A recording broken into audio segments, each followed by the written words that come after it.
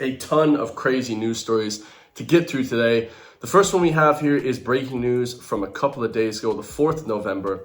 It says that the Athlone migration plantation, which was once destined to house 1,000 foreign men, is being dismantled and shut down. Well done to everybody there. And of course, well done. This is every single day now. They're trying to bring in thousands of people into small towns, small villages across Ireland, across Europe. It's absolutely disgusting. We know that this human trafficking by the UN, the EU, is just to make money. It's just so the Irish politicians can make money. They don't care how it radically changes the atmosphere and the outlook and the culture and the heritage of Ireland, basically. I was actually in a protest in Athlone a few months ago. It went well. I don't really know too many people that were attending the protest, but there was a few people there. There was probably about 100, 200 people. It was great to see shutting down the roads, showing the Irish government that we are in control, that we actually want to see things changing in this country. And hopefully we contributed to this plantation being shut down, because this is what it is, guys. It's mass invasion of people from God knows where. They could be ISIS combatants. Who the hell knows who these people are? There's no background checks. They could be sleeper cells, or they could be people here that are just wanting to scrounge off the dole, which is even worse if you ask me, okay? At least if you're coming here to flip and attack us, we know your intentions. If you come here and you're just trying to suck off the dole for flipping many, many years, it's not good, guys. It's disgusting, honestly. So yeah, good thing we got rid of this plantation, this migrant town plant.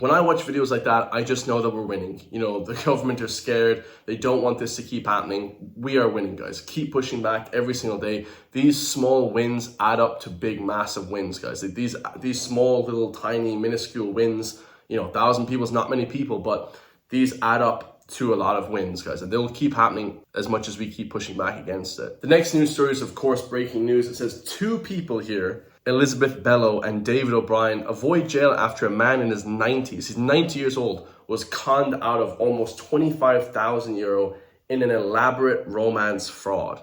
You know, this is truly evil. And I know a lot of people don't really care about this, but me personally, I just find this to be the most heinous of crimes in the country. It really hurts my soul when I see shit like this, guys. Any sort of fraud, any sort of taking of money, just ask me for €50. I'll probably give you €50. You know what I mean? Like €100, whatever. Like if you're that broke, you know, if you can't work, if you're trying to fraud people, you're just a scumbag. Like how about you get a job, you start a business, you work hard, maybe get an education if you can't speak properly or if you can't write on a page. You know, do something with your life. Don't be such a scumbag to be doing fraud. Like if you're a fraudulent person, that to me is just the lowest of the low. It's just the lowest of the low. Just do something, guys. You know, do anything that requires not much skill. You know, do any sort of work, because if you're doing shit like this, in my opinion, you're just the worst of the worst. You're the lowest of the low, in my opinion. And you're taking advantage of people's good nature. That's what it is, guys. It's basically like you're preying on people. This man is at the end of his life, 90-year-old man, and these 2 people who are in their 20s or whatever, 30s, are scamming you. I mean, it's just awful, guys. It says here, they're both from Tipperary, admitted to acting as money mules and allowing their bank accounts to be used for the fraud. O'Brien also helped disperse some of the 40,000 stolen from the 80-year-old woman through invoice redirection fraud. Both were given suspended sentences. And on top of it, they weren't even put in jail, guys. They were given suspended sentences. I mean, how ridiculous is that? It says the now 90-year-old man connected with what he thought was a woman on the dating site, okay, Match.com, as part of romance. She told him that she was a chief in the US Navy, she had a daughter, and her partner had cheated on her. So there's a big elaborate scam, guys. You know, you think you're meeting somebody nice, you think you're meeting a nice person, maybe to, you know, hold your hand as you end your life. This is how serious this is, guys. And you're not. You're talking to a few scumbags. She also told him that she was due 31 million inheritance from her father, which was being held in a bank in Dubai, and she needed help to retrieve it. He was sent a copy of the fake will. She first persuaded the victim to hand over €3,000 for an anti-money laundering cert, and it was deposited into O'Brien's AIB account. Then he was persuaded to hand over $24,000 for inheritance storage fees. This money was disposed in Bello's bank account and dispersed.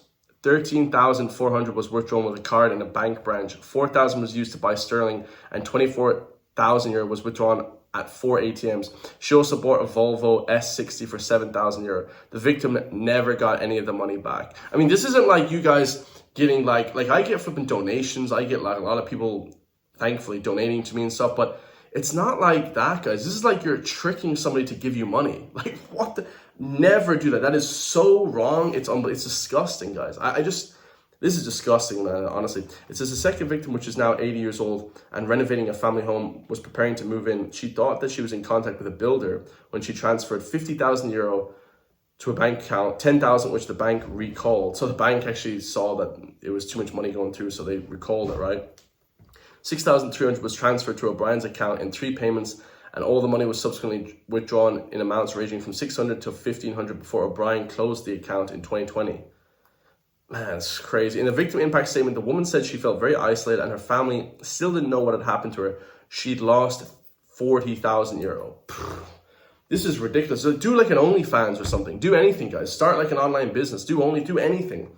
Why you have to prey on people is just so disgusting, guys. It's just so, I hate it, guys.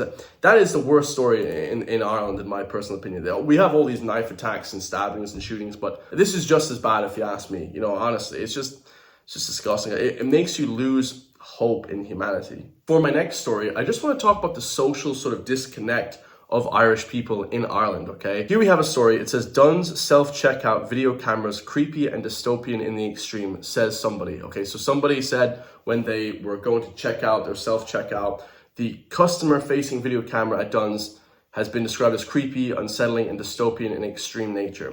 But here's the thing, guys. We're already living in dystopian times. We have this bottle return scam. We have thousands, millions of CCTV cameras that are purchased from China, by the way. So China has all of our data. And they're being monitoring. As soon as you leave your house, you have no privacy whatsoever. Matter of fact, when you're inside your home, your phone, your laptop, it tracks everything, guys. Matter of fact, when you're inside your house, you have no privacy. Because your phone, your laptop, it tracks and monitors everything that you say as well. So not only when you leave your house are you monitored by CCTV, you're also tracked by flipping other people, by the Irish government. So it's just, you're losing. It's a lose-lose situation. And this is where it gets even worse for me. You know, you have Irish people now that are waking up finally. They're like, oh, how does the self-service checkout camera? It's so weird. It's so creepy. I don't like it. You know, it's dystopian. Look at this one, man. It says, I only encountered it the other day, and I told the supervisor and staff that I was creeped out by it. You know, the staff are creeped out by it. And having someone looking over your shoulder, like doing your shopping because you're a thief, it raises a wider issues in society, has slowly given all of our freedom away. It says it right there. All in all, it raises wider issues about how society has slowly given away our freedom. And Dunn stores have been contacted for comment. Obviously, Dunn stores aren't going to comment on this. But of course, all of our freedoms are gone now. As soon as the US brought in the Patriot Act after 9/11, you notice that they lost all their freedoms. In Europe, we lost all of our freedoms after a lot of these attacks in the UK. Okay, a lot of these terrorist attacks in the UK. And these attacks were real. I don't think they were false flag attacks, but a lot of these attacks that happened in the UK happened in the US. In basically response to that, not only did the terrorists win by hurting our people, we also get flipping subject to even more loss of freedoms. So it's just a shit show all in all, guys. It's just losing our freedoms day by day. The government have also said they're going to bring in a digital wallet, a digital ID by 2030, which means all of our freedoms are going to be tracked online. You know, how much we eat, CBBCs, we have carbon credit scores, we have all this stuff coming in. We're just losing our freedoms day by day, and nobody is doing anything about it. The elites are controlling us, and they're saying, yeah, we have to monitor everybody now, and that's it, guys. It's going to be final. All of your freedoms are gone. When you go to check out your little groceries there, they're going to be looking, hey, how much meat did you buy this week? You're not allowed to buy that much meat. That's too much in your carbon score. Just crazy stuff, guys. Absolutely crazy stuff, and nobody cares about it. The social disconnect from Dunn stores and the big government, big tech taking over our lives is just so, it's completely crazy. Nobody understands that our freedoms are already gone. Next, we have the legend that Sydney Sweeney, of course, refusing to disavow, joking about white people's genetic superiority in relation to Sydney's great jeans ad. So of course she did an advertisement for American Eagle, like jeans type of thing. I don't even think, do we even sell them here in Ireland? I think we sell them a little bit, but they're not super popular. Like, you know, American Eagle, it's like a super American brand or whatever. but she refuses to disavow it. Look at the face she's pulling here. She doesn't give a shit. And it's kind of funny because everybody should be proud of their race. It's not white supremacy. It's not, you know, racist or crazy to be proud of who you are. You know, if you're white, if you're black, if you're Asian, if you're, you know, Hispanic, if you're flipping this, if you're that, if you're Latin American, if you're, you know, Middle Eastern, you should be proud of who you are. Everybody should love who they are, guys, whether you're whatever race you are, you know? So I don't know why she has to apologize for saying that we're superiority. It's not really, it's kind of a joke, guys, as well at the same time.